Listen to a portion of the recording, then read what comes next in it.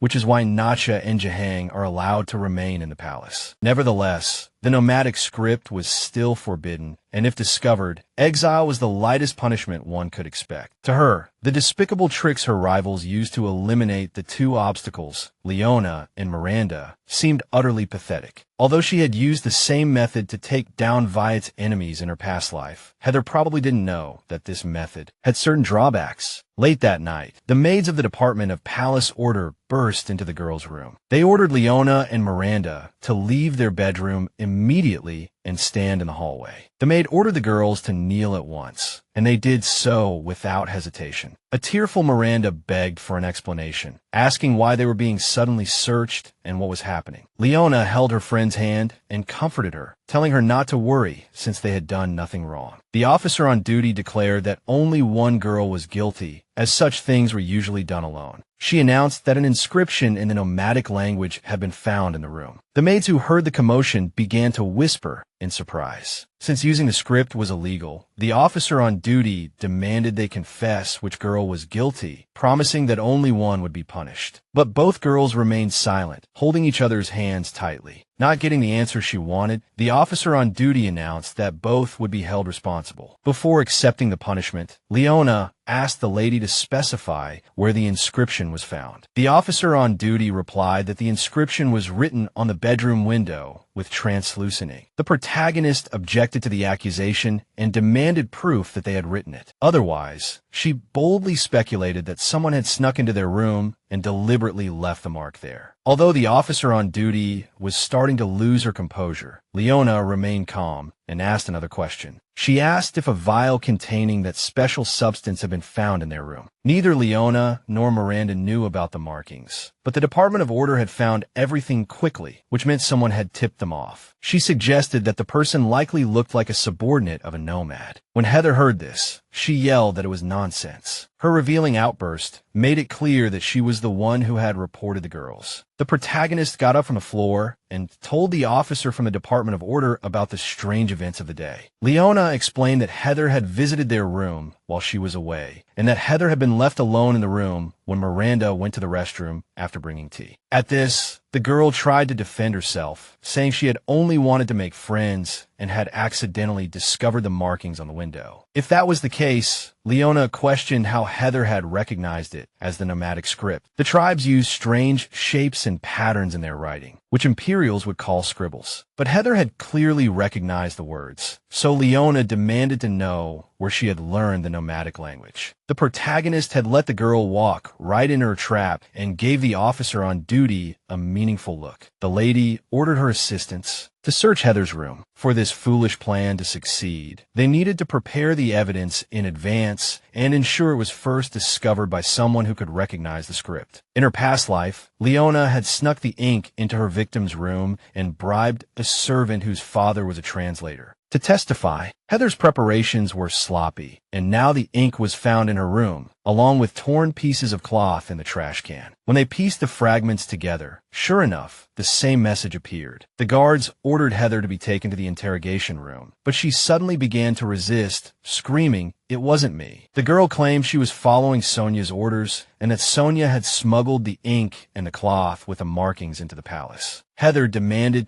they investigate further to get to the bottom of it. The guards promised they would and shouted for Sonia to be taken away as well. As she was being led away, the head maid continuously roared about her innocence and made veiled accusations against the protagonist. Leona and Miranda, meanwhile, were placed under confinement until the matter was resolved. The protagonist helped her friend up from the floor, ready to return to their room. But on the way, Leona suddenly deviated from the path. She caught up to Ellie and whispered something to her, so as not to be noticed. The girl was probably still scared and wanted to run, but if she wanted to change her situation, this was her chance to fight back. Ellie took a step back from Leona, her fingers curling into a fist. Carmen stood in the middle of the capital's city square, scanning his surroundings. After finishing his business there, he suggested taking Nacha back to the palace. But for some reason, the horse suddenly resisted and began to pull its master somewhere. The horse led the prince to a women's jewelry shop. Carmen didn't understand why a horse would need an ornamental band and asked if Nacha wanted to wear it herself. But the horse shook its head. Carmen tried to understand his horse, and suddenly he got it. Nacha wanted to buy a gift for Leona. Hearing its master's guess, the horse gave a smug smile and nodded. The prince confirmed if he was treating a horse like a woman, but Nacha gave him an eye roll, and Carmen understood. When he bought the ornamental band, he noticed it made his horse very happy. It was strange for the man to see his horse so fond of person. When the crown prince returned to the main gate of the castle, a worried Casey greeted him. Everyone had been frantic when he couldn't be found in His Highness's chambers this morning. Although Casey had found the note His Highness left, he still panicked when he couldn't find either the prince or Jahangir. Casey replied that everyone had gone out to search. Even though the prince said he would be back soon, the guards couldn't sit still. Casey asked where Mr. Jahangir was, and the prince cut him off curtly. He has his own business to attend to.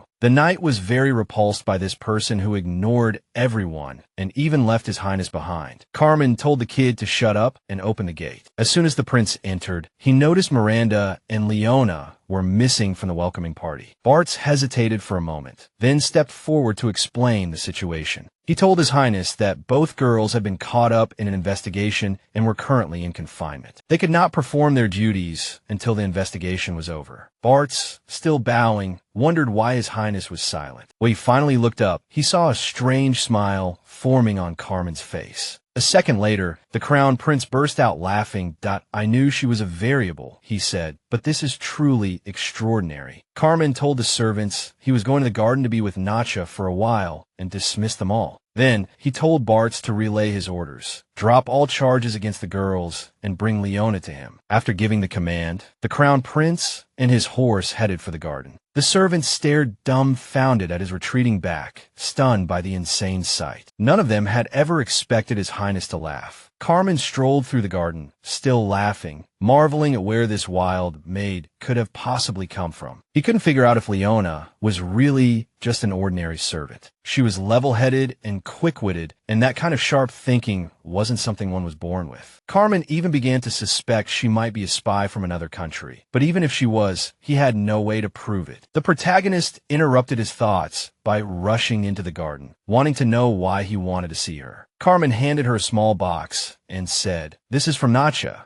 Nacha nuzzled Leona's shoulder, showing its affection. The protagonist opened the box, took out the hairband, and quickly tied it in her hair. As she thanked Nacha for the most beautiful gift she had ever received in her life, Carmen just stared at her, completely mesmerized. He suddenly interjected, "Sorry to interrupt, but first, let's get the saddle off." Carmen told Leona that palace maids weren't allowed to wear jewelry, but since this was from Nacha, I personally grant you an exception. The protagonist said, "Thank you, Your Highness. Perhaps we should give Nacha a wash as well." As she left to get some water, the prince watched her figure disappear around the corner. Nacha snorted and then trotted after her without a second thought. Carmen wanted to join them, but he restrained himself and turned back to walk in the garden. The crown prince turned at a rustling sound from the bushes, saw Jahangir ahead, and immediately asked if he had any news. According to the man, the northwestern border had fallen and the Kataga tribe was rapidly advancing south. Carmen was shocked, as he thought the Grand General was still holding the border, but it turned out the man had been killed. It was clear that this wasn't Kataga's doing. A traitor had leaked the details of all the major strongholds to them. In a few days, a messenger would bring the news to the capital. Carmen had to consider that this meant war was coming. The prince thought he needed to discuss the matter with the emperor. Leona and Miranda were taking a walk in the courtyard. Just then, a maid called out to her. She had managed to get some high-end cosmetics and wanted to give them to Leona, but the protagonist refused. The maid told Leona to find her if she needed anything. Leona thanked her and then looked at Miranda in surprise. It had been 5 days since Heather and Sonia were imprisoned and their cronies interrogated. Sonia's personal maid, Ellie, had leaked information about her. The corrupt servants were driven out of the palace, and the air was thick with tension. Suddenly, the prince allowed one of the maids to wear a colorful ornament that Nacha had given her. Although it was a headband, the other servants now saw Leona as the prince's favorite, which gave her some influence in the palace. But Leona had no time to worry about what others thought. She had more important things to deal with. Leona was so lost in thought that she didn't even notice Ellie standing in front of her. She told Ellie that she had already answered all the questions from the maids of the Department of Order and had even explained everything to His Highness herself. The protagonist asked Miranda to leave her and Ellie alone to talk. She did this because she was worried Ellie would be embarrassed to explain everything in front of another maid. Ellie said the Department of Order had checked her wounds and had been very kind to her, so everything was much better now. Ellie was very happy that the case was closed and everything was finally over. She was really grateful for Leona's help. Ellie was in a hurry to hand everything over to the palace's head maid, so she said goodbye to the protagonist. But the girl suddenly noticed that the head maid herself had come to the crown prince's palace for some reason. Ellie couldn't hide her surprise. She felt something was not right about this. Leona apologized to Ellie and then stepped back to assist His Highness. The protagonist joined the crown prince's retinue, knowing that the head maid was someone who could meet with the emperor. Odell rarely left her palace, so she could always be reached. This meant it was the ruler who had ordered her to come here. In Leona's past life, on this very day, a terrible rumor had spread. The Catago tribe had crossed the border. The enemy had plundered the border territories, executed nobles, driven commoners from their homes, and seized a fortress and several cities. Last time, the emperor did call an emergency meeting, but it was too late, and the Valfa fortress fell anyway. As tensions rose, the emperor had to make an emergency announcement. He appointed the crown prince as the commander-in-chief of the war against the Catago and sent his son to the battlefield. The Valfa fortress had stood on its namesake land since the founding of the empire, and no one could have imagined it would fall. Once news of the attack spread through the palace, the emperor locked himself in his chambers, while the council began to hold endless meetings. Everyone worried that the tribes would soon reach the capital, but only one person in the palace remained calm. While the emperor and his high officials couldn't even reach an agreement, the crown prince was already thinking about how to get out of this terrible predicament. As a result, all the subjects turned to him. His composure soothed their hearts. They fell at his feet and begged for help. The crown prince then requested an audience with the emperor. Shortly after their meeting, the emperor left his chambers and sent his son to war. Carmen summoned Gerard and announced that he was going to war. Since Glenn was in charge of preparations, the chamberlain had to assist him if needed. When Gerard asked how many bodyguards the crown prince would need, he replied that they would only be a burden. At the chamberlain's insistence, Carmen agreed to take 3 bodyguards. Suddenly, Leona rushed forward, knelt, and begged to be allowed to go with him. Carmen didn't want to hear it, but the girl was persistent. The prince began to get annoyed that Leona was ignoring his orders. Gerard rushed to help her up, but she begged Carmen to at least hear her out. The prince couldn't understand why she was always so stubborn at the strangest times. He had had enough of polite requests and sternly ordered her to stand down. Later, Gerard scolded the girl for making a scene at such an important time when His Highness was busy with war preparations. If not for his heavy workload, Leona would have been punished for such behavior. Bartz was curious what was going on, as Gerard, who never raised his voice, was suddenly shouting. The protagonist explained that she had simply volunteered to go to war. This shocked everyone around them. But Bartz was even more shocked when Leona declared that she would accompany the prince no matter what, even if it was forbidden. The protagonist believed she had to get to the battlefield at all costs. There was something she needed to resolve, or Viet would not be defeated. The next day, after the prince's departure was announced, the Department of Order ruled that Sonia was guilty of using the nomadic script and framing another maid. They also found that she had embezzled pensions meant for the maids, stolen from the chamberlain's subordinates, and frequently beaten servants. Sonia was exiled, and Heather, who had helped her, was imprisoned for 3 years. Odell assigned another person to supervise the crown prince's palace. They introduced the new maid, Cindy, to Carmen, who hoped she would be a capable assistant to Gerard. The protagonist remembered this woman as a cautious person who had avoided getting involved in palace politics for years. In her past life, Cindy held a high position, but not here, and Leona hoped she wouldn't fall into the Empress's trap. The crown prince called for the protagonist and asked why the tea she brought had a strange taste. She explained that it was ginger, which warms the body and helps with colds. Although Carmen said he was perfectly healthy, Leona suggested he be grateful for the tea. The crown prince just told her to bring him some mint tea instead. She apologized, saying she couldn't. The mint leaves had gone bad and couldn't be brewed. The leaves had to be thrown out due to improper storage. Carmen would have to drink ginger tea for now. She had also made a special spicy red pepper pie for the prince, which was also good for his health. She had gone to great trouble and asked the crown prince to try it, but he refused. Carmen shouted that he hated spicy food, and Leona knew it, but the girl feigned confusion, wondering how she could possibly know such a thing. The prince glared at the maid, declaring that he wouldn't grant her request over something so trivial. Leona just smiled and said she had no idea what he was talking about. Carmen held his head in his hands and sighed heavily. It all added up. The girl had never once gotten his dietary preferences wrong. There was only one conclusion. She definitely knew every single thing Carmen hated. Before going to bed, Carmen called a servant and asked why the blanket was thicker than usual. The servant said that the prince's personal maid had insisted on it. He needed to take care of his health before his departure. The servant also added that Leona's loyalty to the prince was apparently limitless. Dismissing the servant and sinking into a chair by the table, Carmen muttered, "This is too much." He poured himself some wine from the decanter and drank it in one gulp. A second later, the prince's face contorted in pain as his insides burned like fire. He found a note from Leona next to the wine decanter. She explained that she had ordered mulled wine to help him warm up before bed. Wiping the sweat from his brow, Carmen thought furiously that this girl was going to be the death of him. The next day, Miranda asked the protagonist if it was true that she wanted to go to the battlefield. She knew how dangerous it was. Leona insisted there was nothing to worry about, that she would just stay in the camp and they would never let her fight. Since His Highness was against it, she had decided to wear him down. Ever since he refused her, she had been tormenting the prince, such as bringing him warm robes instead of his usual clothes. Leona added chili peppers to every dish. Although Carmen was annoyed, he kept quiet to avoid seeming petty and picky. Miranda realized how serious her friend was, but she wasn't sure if the prince would actually give in. Then the protagonist confessed that she would secretly follow the prince if it came to that. During this time, the prince had been taking out his frustrations on his subordinates with grueling training. When Leona appeared at his training ground, she offered Carmen a glass of water to cool down. The prince reached for it, only to find that the water was steaming hot. The maid insisted that drinking cold water when overheated was dangerous, and Carmen clutched his head. He had intended to ignore Leona's pranks until he left, but they were starting to really get to him. The prince was trying to think of a way to stop her when an idea struck him. He declared that Leona must be working very hard, which was why she looked so tired. Since Carmen considered himself a decent master, he was giving her a few days off until his departure. The protagonist thanked the crown prince for his concern and prepared to obey his order. But Carmen was surprised by her calm reaction. He was sure she must have something planned, but after a moment, he shook the thought away. Leona did seem genuinely surprised. Satisfied with her submission, the crown prince sent his exhausted subordinates home from the training grounds. Casey was glad the prince had calmed down. He had been in a terrible mood lately and had worked them to the bone for it. As he was leaving the training grounds, the knight noticed Leona lost in thought. Casey had heard that she had volunteered for the battlefield, but he wouldn't take an unprepared woman, even if she was smart. Still, the knight felt uneasy seeing her looking so sad and approached her. Leona smiled and thanked him for his concern, saying she was fine. Casey was about to say goodbye when the girl suddenly stopped him, asking him to teach her how to clean armor and weapons. The knight replied that his squires usually handled such things, but seeing Leona's serious expression, he promised to find someone for her tomorrow. But less than a second later, Casey relented under her sharp gaze and agreed to start now. Several carriages were parked at the entrance to the East Palace, and workers were unloading crates. Mr. Org shouted at the movers, telling them to handle the boxes with care. They contained fragile goods. He saw Leona, and the head of the empire's largest merchant guild greeted her politely. The man considered it a great honor to help the crown prince with his war preparations. On Leona's advice, he had contacted merchants in the northwest region and added more medicine, tools, and a plentiful stock of dried dates and figs. In addition to that, Org had also prepared what his maid had requested. With that, he handed the girl a barrel of ripe pomegranates. As Leona had expected, buying pomegranates from the guild was a good deal, and the fruit was of excellent quality. On her way to the garden, the girl was stopped by Bartz, who had already submitted the documents to shorten the prince's departure ceremony. This was done on her advice and had been approved, although Gerard complained that it was too simple for a send-off ceremony. Leona reminded him that her involvement in the planning needed to be kept secret from the chamberlain, but Bartz already knew. He also mentioned that he had found an assistant's uniform in her size, but didn't understand why she would need it unless she was planning to secretly follow the prince. Leona insisted she wasn't that reckless and said the uniform was just in case the prince approved her departure. After saying goodbye to Bartz, Leona went to feed Nacha. But in the garden, she unexpectedly ran into Jahangir. The man walked past the maid without giving her a second glance. Leona got his attention by asking if Jahangir had come to see the camellias. Leona offered the man a pomegranate and immediately warned that it was a bribe. She asked him to look out for her on the battlefield, as she had heard he would be accompanying his highness. Since Jahangir remained silent, Leona apologized for bothering him and left. Meanwhile, a military council was being held in the palace, where they discussed that Shirtru, the chief of the Katago tribe, was critically ill. According to the intelligence we've received, the tribe will fall into the hands of either the 8th or the 13th son, and both have already committed to the war. Their support was evenly matched, so the leader sent them both out together. Captain Maki of the Crescent Unit said the next target is Hiron, and the opposition is heading straight for the capital. The river has dispersed their forces, so it will take time for them to cross. The Empire plans to use this window to set an ambush in the Togoya forest. Carmine has ordered that the enemy must not be allowed to cross the forest, and we will not permit it. Maki is a sharp sword and a battle-hardened warrior you can entrust your life to. The Emperor appreciates his eloquence no less than his blade. Carmine, on the other hand, is stuck dealing with stubborn old-timers. The prince would have to endure this until the war was over. Standing by the window, he suddenly noticed something amiss in the courtyard. Leon was leaving wearing a helmet, with Casey following close behind. Carmine tried to figure out what this restless girl was plotting now. He turned to the council and told them to take a short break and have some snacks. Everyone left the meeting room except for the minister. He had something to discuss with the prince. He brought up their last conversation about his daughter's engagement and asked when Carmine planned to announce it. The prince said the situation was too chaotic for an engagement, as Carmine had to focus on the war for now. He said they would talk about it when he returned. Everything in the armory was spotless and in perfect order. Casey was worried someone might have seen Leon, as there was a scratch on his highness's helmet. To the heroine, the knight was surprisingly shy for his large stature. She reminded them that the scratch wasn't her fault. She had only borrowed it for training, and Casey had dropped it in his excitement. The knight was very agitated, so Leon decided to calm him down, assuring him that no one would notice the scratch. But Casey was worried it would bring his highness bad luck on the battlefield. Leon insisted that a deputy could not influence the crown prince's fate. She told the guy to cast aside all his doubts and return to common sense. The girl was sure there was no need to panic. His highness would undoubtedly be victorious in this war. Leon was willing to bet on it. The knight was shocked that her words had given him the confidence he needed. He didn't realize this was more than just wishful thinking. It was a real prophecy, and she already knew the war's outcome. Carmine would crush the Katago tribe, and the heroine was trying to join him as an aide because an event during the war would mark the prince's downfall. In her previous life, Carmine drove the rival tribe out of the country, but secretly made a deal with the chief's 13th son. The agreement was simple. If the tribe didn't provoke the Empire, the crown prince would form an alliance with them after ascending the throne. The Empress ordered Leona to forge the contract and alter its contents to frame the prince for colluding with the tribe and plotting a rebellion. The heroine worried the truth would come out, as the 13th heir had a copy. But the Empress knew that the tribe's 8th son had killed his brother, framed Carmine for it, and burned the contract, thus becoming the tribe's leader. That day, Leona realized the woman's influence extended beyond the palace, right to where the crown prince was accused of treason and stripped of his title. Back then,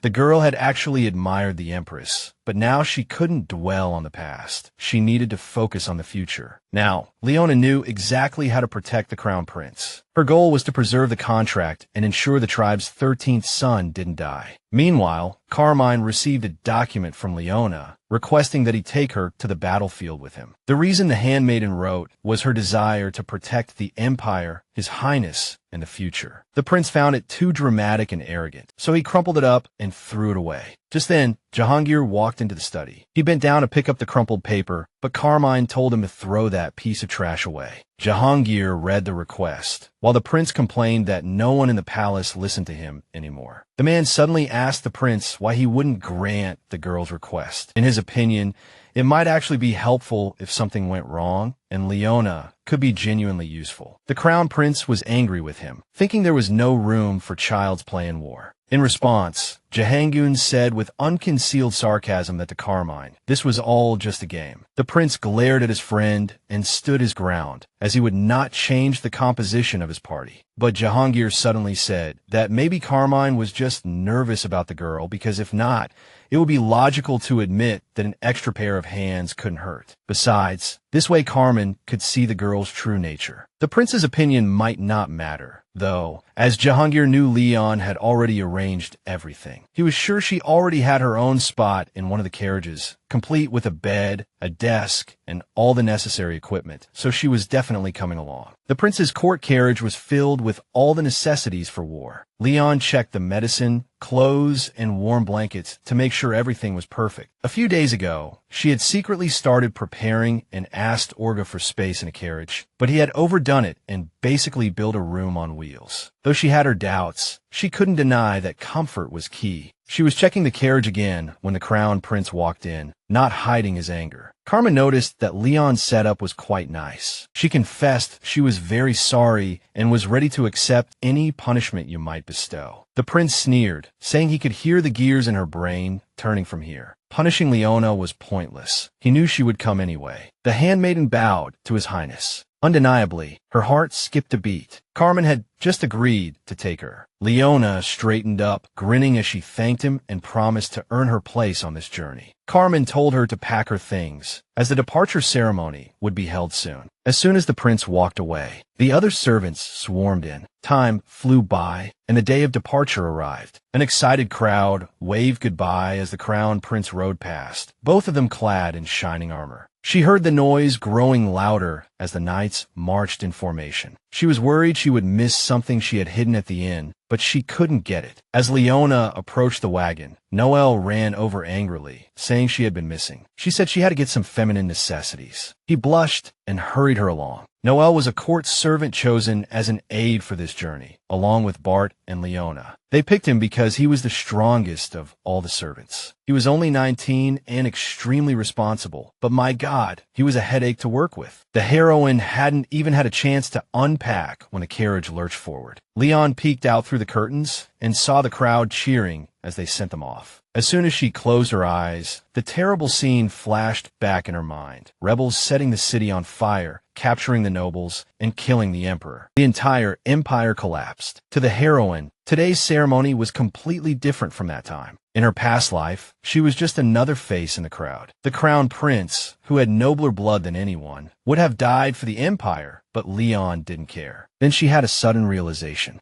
The emperor was trapped in the palace, watching from afar as the people sent off his heir. Leon wasn't sure if the emperor would enjoy the show. This was the heroine's first time leaving the capital since becoming a servant, but the shadow of the palace still lingered in her heart. After some time on the road, the party stopped to rest. Leon got off her carriage. She had taken motion sickness medicine, but her head was still spinning. At first, she thought she was the only one not used to the journey, until she saw Bart, who looked even worse. She walked over to the squire's aide and handed him a motion sickness pill. The men looked up at Leona, stunned. They had never seen the handmaiden with her hair up and wearing trousers. She was dressed this way for ease of travel. Meanwhile, Carmine was helping Nate take off his armor so he could rest. Casey also rushed to the prince to help him change, but he refused. His Highness told the others to change as well. The armor restricted their movements and slowed them down. It was then that he realized he had forgotten to pack a change of clothes. Leona stepped forward and handed the crown prince a neatly folded change of clothes. Carmine stared at her in surprise and asked why she was wearing trousers. The heroine said without batting an eye that it was easier to help him this way. The prince refused the handmaiden's offer. He was going to grab a bite with the other commanders, but told Leona to send some food to Jehangin. Leona ran off to do as she was told, and Carmine sighed, once again marveling at what a strange person she was. Leona found an AK grazing by the river and tossed him a pomegranate. The horse gratefully nuzzled its head against her shoulder. Meanwhile, not far away, Jahangir was resting on the grass. Leona approached the man and said she had brought him something to eat. She offered him some light snacks, so they wouldn't weigh down his stomach on the road. Jahangir took one look and showed his confusion, wondering how Leon knew his food preferences. But she couldn't explain it was knowledge from her past life, so she just smiled and wished him a good meal. Besides knowing people's tastes, the heroine also knew there were two units that would determine the course of the war. The Prince's Blue Falcon Guard and the Crescent Cavalry were the Empire's top units, but they were complete opposites. The Blue Falcon unit, much like their leader Glenn, was loud, easygoing, and quick to adapt. The Crescent unit, under the tough Commander Makia, were all as cold as ice and kept their distance. So the two groups had no idea how to work together. The captain sat down to eat and discuss their plans, but Makia's cold gaze made the prince's stomach clench. Leon walked in with a tray and served everyone tea. She had brewed mint tea for Carmine and jasmine for Glenn, and both were already impressed. Before she could get to the second commander, he waved her away, saying he didn't need any. Leon shrugged it off, but the prince teased Makia, "Be careful with this woman. She might put a snake in your bed." Makia, however, took the joke seriously, muttering that a true warrior sleeps with one eye open. Moments like this happen one after another. Leon even managed to set up a canopied bed in the prince's tent. Although he initially objected and ordered it all taken down, Carmen eventually relented after realizing the mosquito net was excellent against bugs. When Leon offered the commander's insect repellent, Glenn happily accepted, but Maki refused in his usual manner. Night fell over the camp, and Leon wished everyone a good night before heading back to her tent to sleep. Suddenly, a squad member called out to her. Leon turned and recognized the man as Jonathan, the captain of the Crescent's first squad. He apologized for his captain's coldness, saying he wasn't happy about having a woman in the middle of the battlefield. Leon surprised him by saying she already knew the captain didn't mean to hurt her feelings. She was also quite sure that Maki was just bad at expressing his emotions, but that he was a good person at heart. Jonathan was visibly relieved, and after thanking her, he went off to bed. Honestly, Leon didn't care about Maki's attitude at all, as it didn't interfere with her work. He was one of the Empire's greatest generals, but the Emperor had despised him for supporting the Crown Prince. Maki tried to clear Carmen's name, but the Empress wouldn't allow it, and the captain was branded a traitor. He was imprisoned, tortured, and they severed all his tendons. When the Crown Prince was exiled, they released Maki, but he could no longer hold a sword. The guy gave up his title and left the Empire with his family. Since he was still protecting the Empire and the Crown Prince, Leon respected him just the same, even if he ignored her. To the girl, it meant a lot that Makio wasn't alone and that his soldiers supported him. On the 10th day of the journey, a downpour began and wouldn't let up. The horses were slipping, and the wheels got stuck in the mud, making it nearly impossible to advance. Makia suggested the prince take a breather. The party had covered a month's distance in 10 days, and everyone was exhausted. Despite the time crunch, Carmine agreed to stop and make camp. The soldiers immediately got to work, pulling the carriages out of the mud. Leon rushed to Noel, handed him a cloak, and asked for his help pushing the cart. The guy wasn't strong enough, so she told Bart to handle setting up the prince's tent. She set off to find the prince when a strange carriage parked nearby caught her eye. Then she heard the Crown Prince fuming at two men. He reminded them that he had ordered them not to come near, so as not to disrupt the journey. The two men argued that they were just worried about the prince's health and wanted to offer him shelter at their estate. They had set up a rest area and prepared a gift for his highness. Carmine reminded the Viscount that his territory had a bad harvest this year, and the people were starving and begging for a tax cut. So if he had money for carriages and jewels, perhaps he should focus on helping his people. The Crown Prince angrily sent the two men away, and the soldiers, seeing him so furious, didn't dare say a word to him. No one dared to speak to Carmine, except for Leona, who approached with an umbrella and told him he'd catch a cold standing in the rain. Now that his tent was set up, she asked him to go inside. The prince said nothing, and a heavy silence fell over everyone. Leona smiled and looked at Carmine, holding the umbrella for him the whole time. The prince raised his gaze to meet hers, then nodded for her to lead the way. The soldiers couldn't believe what they had just witnessed. Carmine took the umbrella from Leona's hand and ordered her to take him to the tent. The knights were shocked by the aide's courage, who remained calm in front of the furious crown prince. The heroine went to the prince's tent and said she had brought a towel and clean clothes. When she went inside,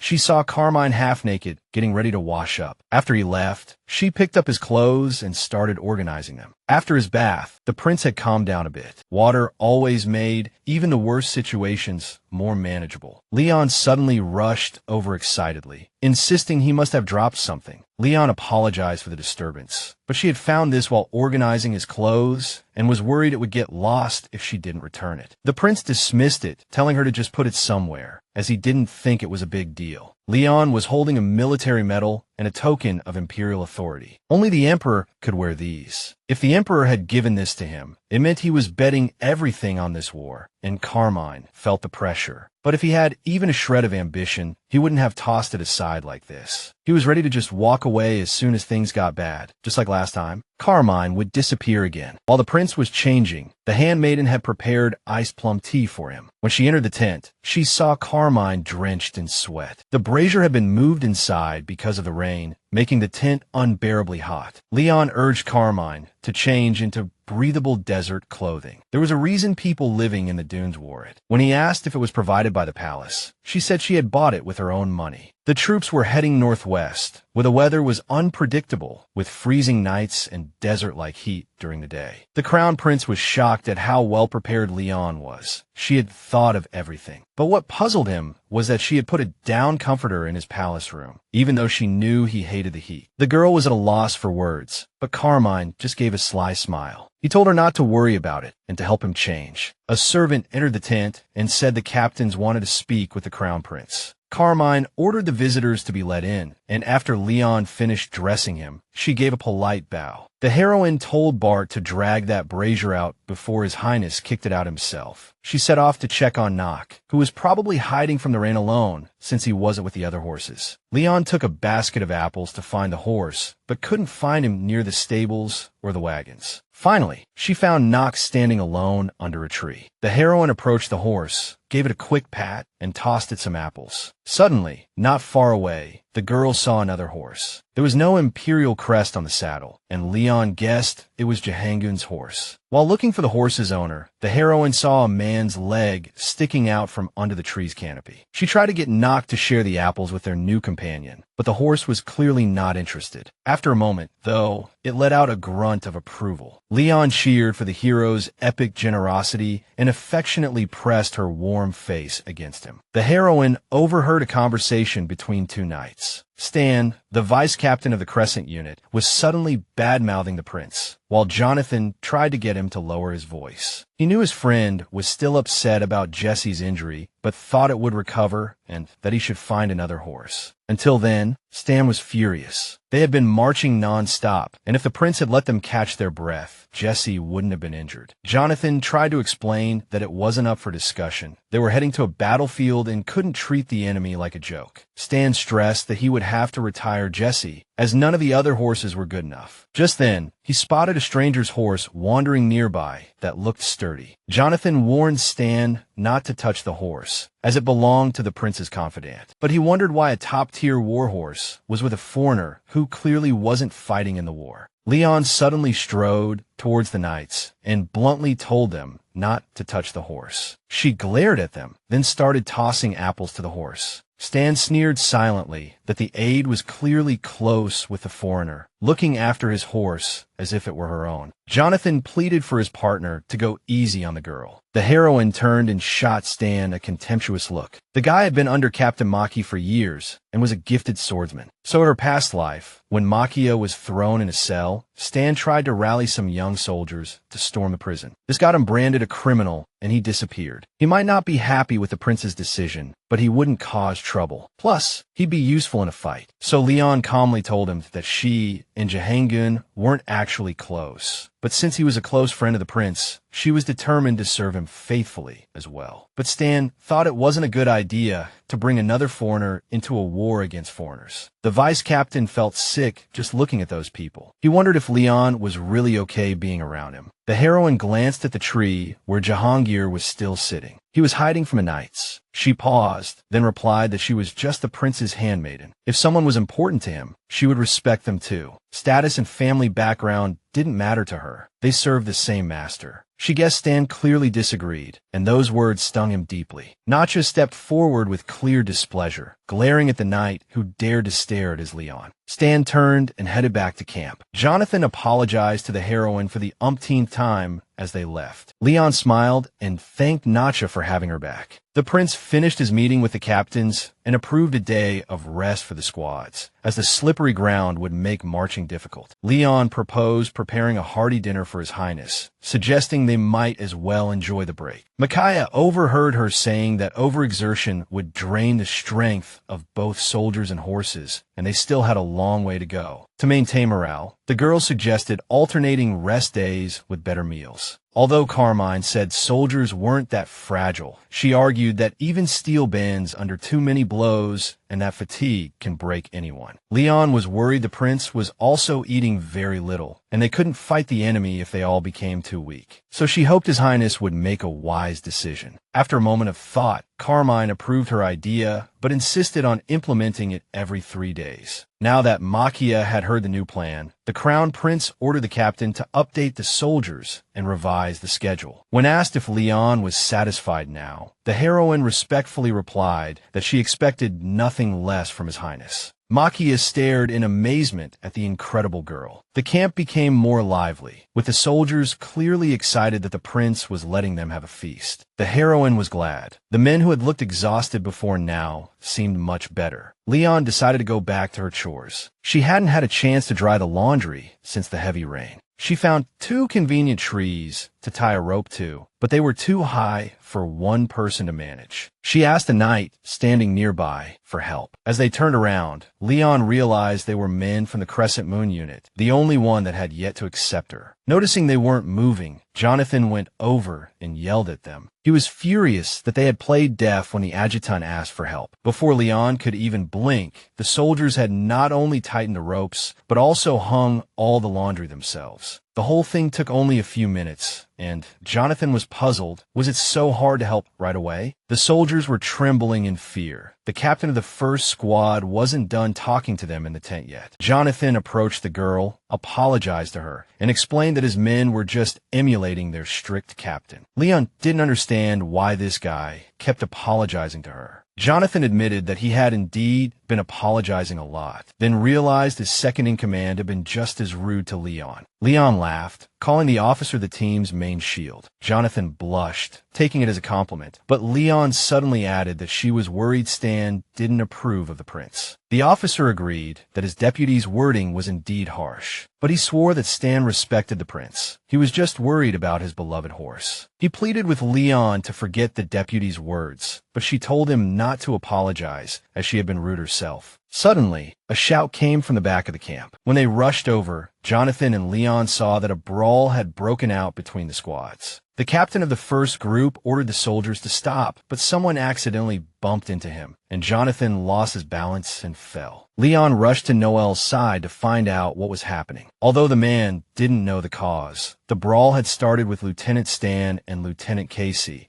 and the soldiers who tried to break it up got involved, eventually turning it into an all-out melee. The shouting died down when Makia entered the scene. Annoyed by the chaos, he barked an order to stop the fight at once. After making them return to formation, Makia told one of them to step forward and explain what on earth was going on. The prince walked over, guessing that the soldiers had nothing better to do than waste their only day off like this. He was furious that while people were dying on the border, these so-called defenders of the nation were engaging in childish brawls. Carmen glared at Leon and ordered her to explain the cause of the incident. She relayed the information she got from Noel to the crown prince. According to it, the lieutenants had started the chaos. The crown prince gave Casey and Stan a chance to defend themselves, telling them to speak if they had anything to say. Both remained silent, and Carmen pointed out that lieutenants who start brawls and weaken combat strength had no excuse, as they were under Makia and Glenn's jurisdiction. The prince asked them how the perpetrators should be dealt with. The captains agreed they had no excuse and were ready to follow the prince's orders. Carmen was thinking about how to deal with the insubordinate men. Watching the situation unfold, the heroine realized what a mess this was. War was coming, yet the soldiers were brawling, and the crown prince, was now acting in the emperor's stead, but instead of imposing harsh punishment or reinforcing discipline, he just observed from the side. In fact,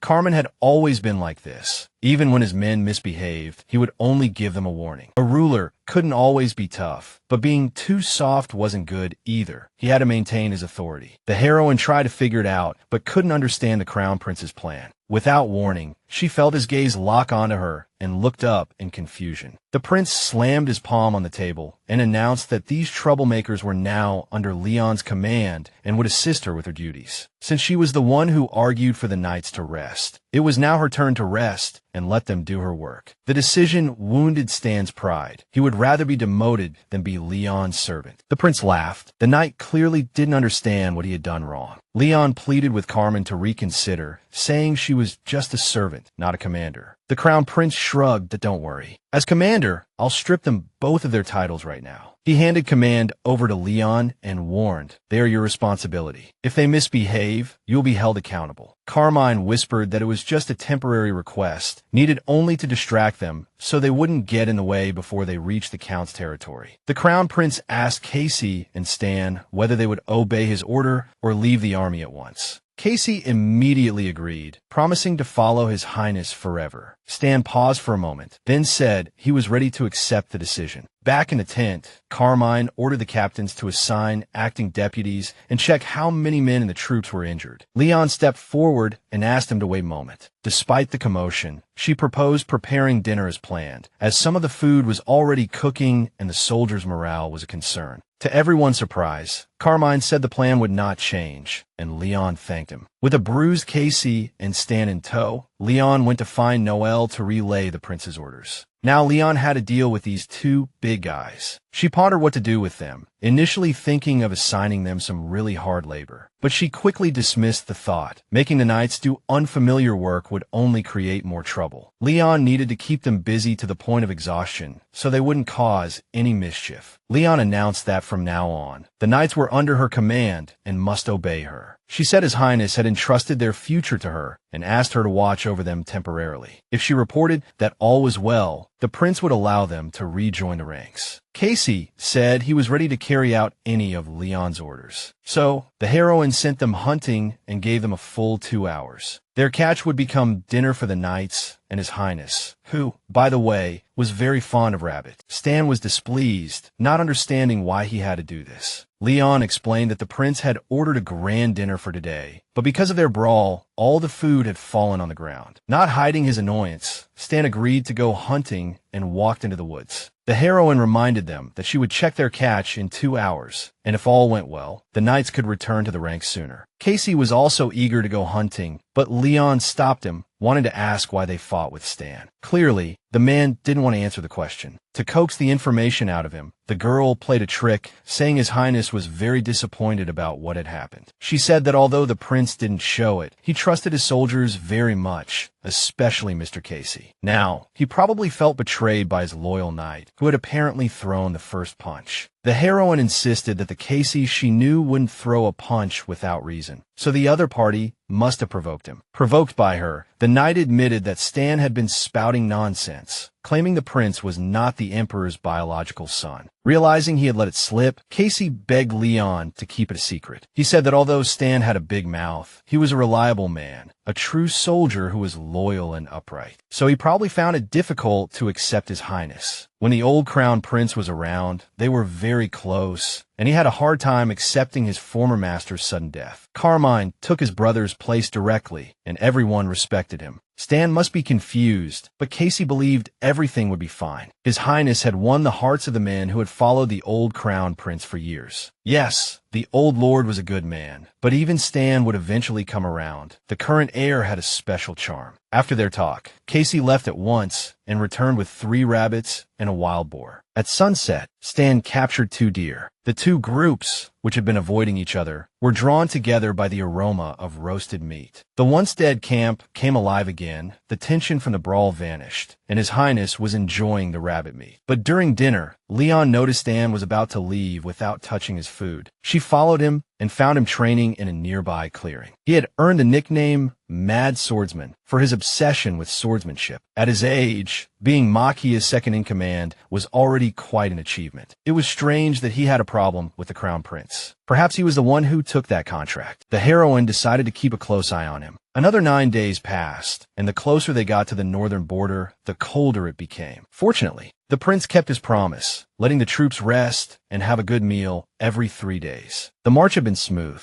On rest days, Leon would send Stan and Casey hunting, and eventually, they started coming to her for orders on their own. Today she gave him only an hour and tossed them scarves so the nights wouldn't freeze. Casey immediately put his on, thanking her for her thoughtfulness. Stan refused to wear the scarf, saying the cold was nothing to a soldier. Leon watched them leave, hoping everything would be fine and they wouldn't freeze. Meanwhile, another military meeting was underway in the Crown Prince's tent. The prince received a report from the messenger sent to Goyard. The troops were scheduled to arrive there in 2 days. They needed to send a messenger to the Count as soon as possible so he could prepare to march to the camp immediately. The report stated that the Katago tribe, with 10,000 warriors, had reached Tagoya Forest, while Goyard had assembled 6,000 soldiers. The captains believed they had no chance of winning and needed to ask other lords for reinforcements. But Carmine disagreed. It was no accident that he chose Tagoya Forest as the main battlefield. The Katago tribe relied too heavily on their cavalry, and in the forest, horses couldn't move quickly and would become useless. The Imperial Army would use the terrain to annihilate the enemy. Leon came in to bring the prince a warm cloak, as it was cold today. Carmine refused to wear it, saying he wasn't that sensitive to the cold. The Crown Prince finally lost his temper. Leon pretended not to hear anything, blaming it on the thick cloak. The captains watched, stunned, as Carmine meekly let the girl help him put on. When the prince asked Leon why she didn't assign the heavy lifting to her knights, she said she had sent them hunting. She said she couldn't have 2 noble knights handle her chores, especially since they still felt sorry for what had happened. Casey had figured out the prince's preferences and brought back rabbits every time. Stan trained alone every night, so Leon pleaded with the prince to calm his anger. After the allotted time, Casey returned with his catch, but for some reason, he was alone. A while later, Stan appeared, soaking wet and clearly annoyed. Leon didn't care that he came back empty-handed. She told the knight to dry himself off quickly and get some medicine from the medic just in case. That night, Leon headed to the Crescent Moon Unit's camp. She checked with the medic and learned that Stan hadn't gone at all. So Leon decided to bring the medicine to Stan herself. Adjutant Jonathan came out to meet Leon, asking why she was there. Leon said she was worried about Stan's health and asked to be taken to where he was staying. Without waiting for an invitation, Leon yanked open the tent flap and went inside. Stan was lying inside, covered in sweat. The girl rushed to his side, confirming her suspicions. The knight was running a high fever. She then barked orders for water and medicine, telling the knights to bring towels, a basin, and to fetch the medic. Leon roared at the stunned soldiers at the tent entrance. Get a move on. A few minutes later, she told Stan to sit up. It was time to take his medicine. The knight was confused. Something was dripping into his mouth, and there was a strange buzzing sound around him. He opened his eyes and was surprised to see Leon crouching beside him. This must be a dream, Stan thought. He had been such an ass to her, yet here she was desperately trying to save him. The medic arrived and announced that the knight had been well taken care of. He should recover within a day. Captain Makia rushed in, wanting to know what was going on,